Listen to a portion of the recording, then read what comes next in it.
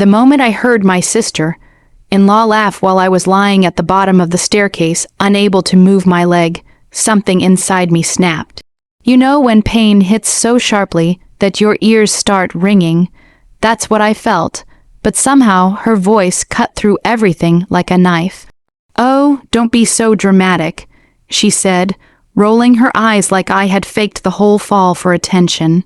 And as I laid there, gripping the railing, trying not to pass out, one thought echoed in my head. What kind of person mocks someone who's obviously hurt?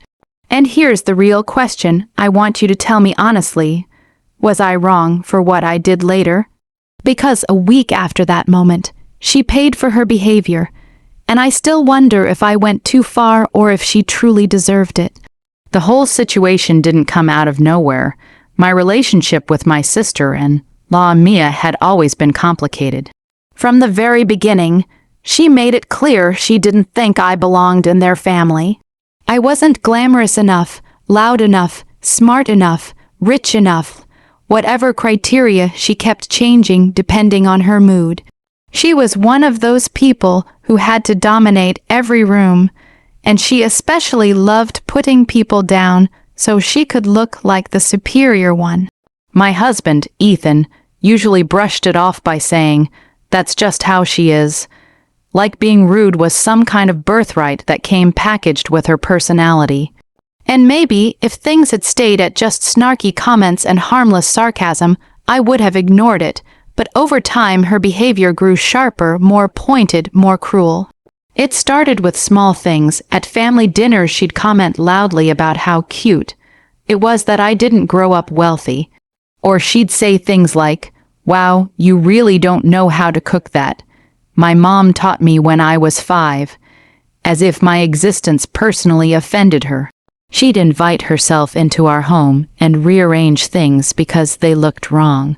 She'd make passive-aggressive jabs about how I dressed, how I spoke, how I worked too much or too little depending on what image she wanted to paint.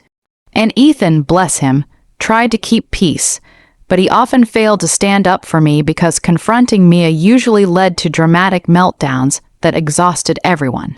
She thrived on chaos, and eventually everyone learned to avoid poking that bear. But despite everything, I still tried to be patient, tried to be kind, tried to be the bigger person. I kept hoping that eventually she'd drop the hostility and we could at least be civil. I never expected us to be best friends, but I didn't want hostility in the family either. Every time I vented about her behavior, Ethan would say, "She'll come around eventually," like he honestly believed that one day she'd wake up and magically turn into a decent human being. Spoiler, she didn't. Let me tell you about the day everything escalated. It was a Saturday afternoon, and we were hosting a small family gathering at our place. Nothing fancy, just a casual get-together because Ethan's parents were visiting from out of town. Mia showed up wearing this dramatic, glittering top that looked more appropriate for a nightclub than a family lunch, but that wasn't the issue. The issue was that she came in with her usual energy, the kind that sucked the air out of every room. She immediately started criticizing the decorations, the food, the music, literally everything we had set up. She even made a comment about how I should try harder, because hosting required effort, and maybe one day I would learn. I swallowed it all because I didn't want to ruin the day for Ethan's parents. Later on, while I was helping in the kitchen, Mia walked in behind me and started complaining about something again. I tried to ignore her and continued carrying a tray up the stairs to grab some extra supplies we kept in the guest room. The staircase in our house curves slightly, and one of the steps has a spot that can be slippery if you're wearing socks.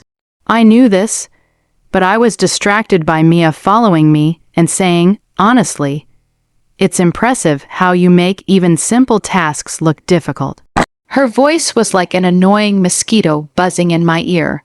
I turned to tell her to back off, but I misstepped. My foot slid, the tray flew out of my hand, and suddenly the entire world turned upside down. I felt myself falling, hitting one step, then another, then another. Each impact was like a sharp punch of pain that knocked the breath from my lungs. By the time I reached the bottom, I was curled on the floor, my leg throbbing, and for a second, I couldn't even inhale properly. The first thing I heard wasn't concern. It wasn't my name. It wasn't even a gasp. It was laughter. Mia stood at the top of the stairs, hand over her mouth, not in shock, but trying not to burst into full laughter. Then she said it. "Oh, don't be so dramatic. You barely fell." Barely fell. I genuinely thought I broke something. The pain was blinding. I tried to sit up, but my leg felt wrong.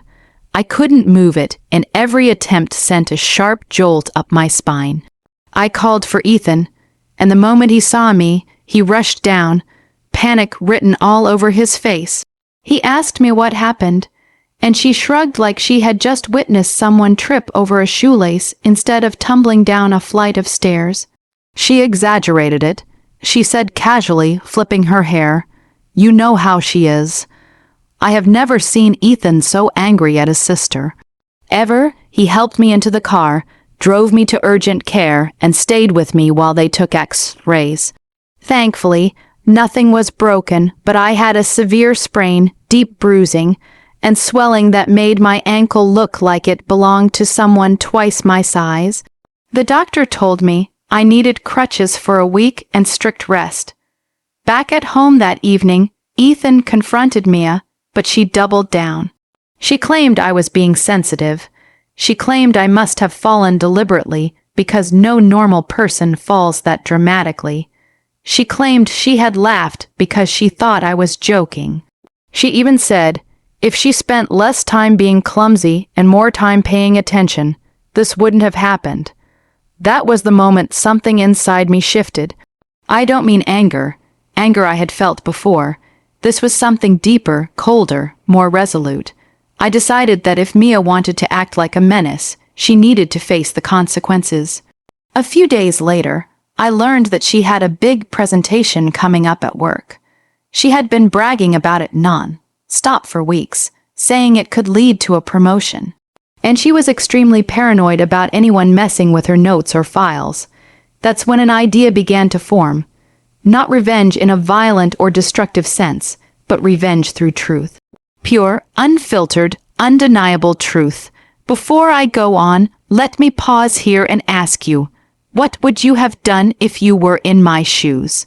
Seriously, imagine being humiliated while injured, then mocked, then called dramatic when you were genuinely hurt. So that was the situation I was in, and I had to make a choice. Before I tell you what I did next, I want you to stop for a moment and comment below how you would have handled it. Would you let it go for the sake of peace, or would you confront it head on? All right, so here's what happened next. A day after the fall, when Mia came over again supposedly to check on me, though mostly to brag about her upcoming presentation, I decided it was time. She left her bag on the dining table while she went to complain to Ethan about something trivial.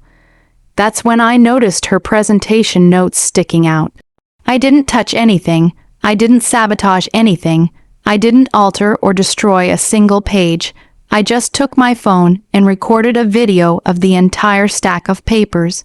Why? Because earlier she had mentioned something interesting, that her presentation included some borrowed ideas from a coworker who didn't know she was using them.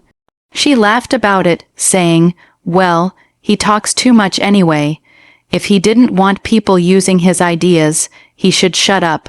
She genuinely thought stealing someone else's work made her clever.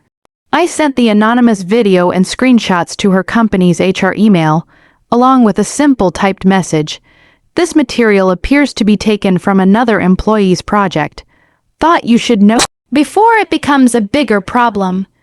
The universe took over from there. 3 days later, Mia stormed into our house, screaming at the top of her lungs. Apparently, her company had begun an internal investigation. They confronted her with the exact documents she had stolen. And because she couldn't justify where the ideas came from, and because this wasn't her first offense, they suspended her. The promotion she bragged about, gone, the presentation reassigned, her reputation shattered. She accused me immediately, claiming I must have hacked her laptop or stolen her files. But the beauty of it was that I didn't need to do any of that. I simply exposed what she had already done.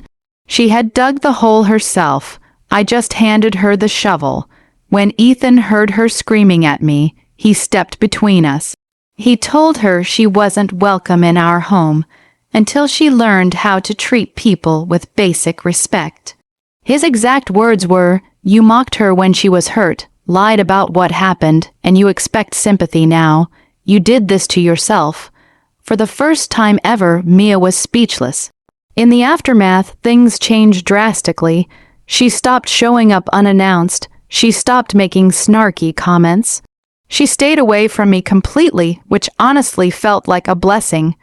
Ethan apologized again and again for not noticing earlier how deeply her behavior affected me.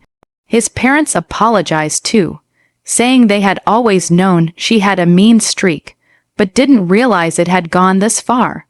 As for me, I healed, physically and mentally, and I realized something important. Sometimes standing up for yourself doesn't require shouting or confrontation. Sometimes it's simply letting the truth come to light and allowing karma to do the rest.